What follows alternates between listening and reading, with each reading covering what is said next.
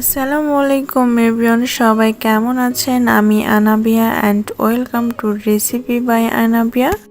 আজকে আমি তৈরি করে দেখাবো সাবুদানা এবং ফ্রুটস দিয়ে ঠান্ডা ঠান্ডা ডেজার্ট। এই গরমে অথবা রমজানের দিন সারাদিন রোজা রাখার পর ঠান্ডা ডেজার্ট খেতে কি যে শান্তি লাগে এটা আমরা সবাই জানি। এটা নিয়ে নতুন করে বলার আর কিছু নেই, কিন্তু এটা কিভাবে তৈরি করতে হয় চলেন সেটা দেখে নিই। আমি পর্যাপ্ত পরিমাণে কড়াইতে পানি বসিয়ে দিয়েছি এবং পানিতে বলক চলে এসেছে। এখন সাবুদানা দিয়ে দিচ্ছি 1 কাপের একটু কম, এটা হাফ কাপের একটু বেশি হবে। এখন এই সাবুদানাকে আমি প্রায় 90% সিদ্ধ করে নিব, কারণ পরবর্তীতে আমি আবারও এটা দুধে ফুটাবো, তখন বাকি যে 10% ছিল সেটাও সিদ্ধ হয়ে যাবে। তো আমার হয়ে গেছে সিদ্ধ, এটা দেখেন হালকা একটু সাদা সাদা রয়ে গেছে। যখন আমি এটা আবার দুধে ফুটাবো তখন এটা পুরোটাই ট্রান্সপারেন্ট হয়ে যাবে এবং সাদাটে ভাব চলে যেয়ে পুরোপুরি সিদ্ধ হয়ে যাবে। আমি এটা ছাকনা দিয়ে নিচ্ছি এবং ঠান্ডা পানি দিয়ে কয়েকবার ধুয়ে নিব, এতে করে এটা ঝরঝরে থাকবে। আমি এটা দুধে জাল করব, তো সেই জন্য আমি কড়াইটা পরিষ্কার করে চুলায় বসিয়ে দিয়েছি এবং দুধ দিয়ে দিচ্ছি। এখানে আমি টোটাল 1.5 লিটার দুধ নিয়েছি। এটাকে জাল করে আমি ঘন করে নিব। এখানে গরুর দুধের পরিবর্তে প্যাকেটের দুধ অথবা গুঁড়ো দুধও ব্যবহার করা যাবে, কারণ সব সময় সব জায়গায় গরুর দুধ অ্যাভেলেবল পাওয়া যায় না। আর দুধ জাল করার সময় অবশ্যই স্প্যাচুলার সাহায্যে প্যানের চারিপাশটা ক্লিন করে দিবেন, এতে প্যানটা ক্লিন থাকবে। দুধটা জাল করতে করতে অনেকটাই ঘন হয়ে গেছে। চিনি দিয়ে দিচ্ছি হাফ কাপ। আমি কিন্তু এখানে চিনি হাফ কাপ দিয়েছি এবং সাবুদানা আমি ব্যবহার করেছিলাম হাফ কাপের একটু বেশি। চিনিটা দেওয়ার পর দুধটা আর একটু পাতলা হয়ে যাবে। এটাকে কিছুক্ষণ জাল করে নিলে আবারও পূর্বের অবস্থায় ফিরে আসবে। সাবুদানা দিয়ে দিচ্ছি, দেখেন সাবুদানাটা কতটা ঝরঝরে রয়েছে। সাবুদানা দেওয়ার পর আমি এটাকে আবারও কিছুক্ষণ জাল করে নিব। এখন অনেকের মনে প্রশ্ন আসতে পারে যে দুধের মধ্যে একবারে সাবুদানা সিদ্ধ করে নিলেই তো হয়ে যায়, আলাদাভাবে সিদ্ধ করার কি প্রয়োজন?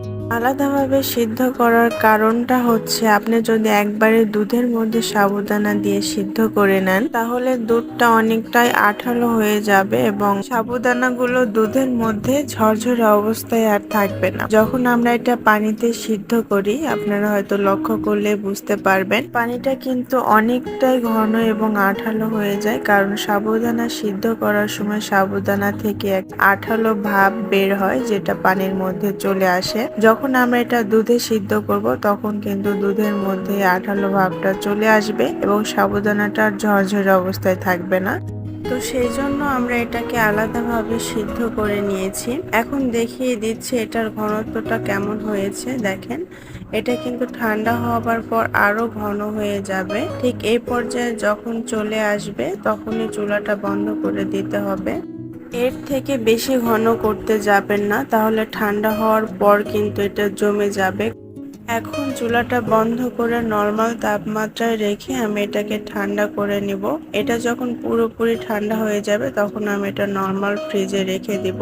নর্মাল ফ্রিজ থেকে আমি বের করে নিয়েছি প্রায় 7-8 ঘন্টা পর। দেখেন এটা জমে কতটা ঘন হয়ে গেছে। এখন আমরা ডেজার্টটা তৈরি করব।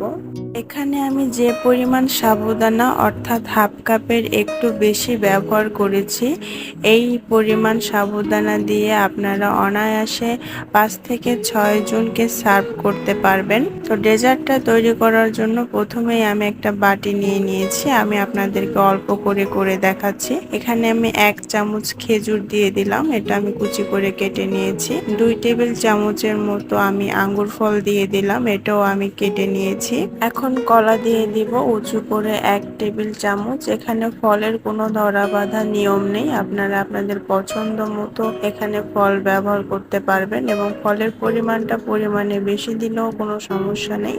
আমি এখানে কাঠবাদাম কুচি দিয়ে দিলাম, আমি এটা ভেজে নিয়েছি। এখন সেই সাবুদানার মিশ্রণটা দিয়ে দিচ্ছি। সমস্ত উপকরণগুলোকে একটা চামচের সাহায্যে খুব ভালোভাবে মিশিয়ে নিব। এটা মিশিয়ে নেওয়া হয়ে গেলে আমি এটা একটা গ্লাসে সার্ভ করব। আপনারা চাইলে একটা বাটিতেও এটা সার্ভ করতে পারেন। আমি এখানে যে পরিমাণ ফ্রুটস এবং সাবুদানা ব্যবহার করেছি এটাতে আমার 1 গ্লাস হয়েছে। গ্লাসে ঢেলে নেওয়ার পর আমি আবারও একটু ভালোভাবে মিশিয়ে নিচ্ছি এবং দেখতে সুন্দর লাগার জন্য আমি একটু আইসক্রিম দিয়ে দিব উপরে। এটা সম্পূর্ণটাই অপশনাল, আপনারা এখানে চাইলে আইসক্রিমটা ব্যবহার নাও করতে পারেন।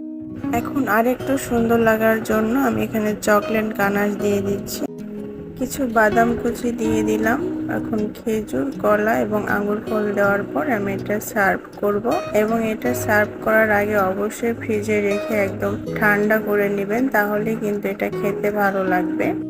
তো আমার ডেজার্টটা রেডি, দেখেন এটা কতটা সুন্দর এবং লোভনীয় দেখাচ্ছে। এটা দেখতে যেমন সুন্দর, খেতেও অসম্ভব মজা। আপনারা অবশ্যই ট্রাই করবেন। আজকে এ পর্যন্তই, সবাই ভালো থাকবেন। আবারও নতুন রেসিপি নিয়ে হাজির হব। আর যারা আমার চ্যানেলটিকে এখনো সাবস্ক্রাইব করেননি তারা প্লিজ সাবস্ক্রাইব করে দিবেন এবং পাশে থাকা বেল আইকনটি অল করে দিবেন, যেন আমি কোনো ভিডিও আপলোড করলে আপনারা সঙ্গে সঙ্গে নোটিফিকেশন পেয়ে যান। আল্লাহ হাফেজ।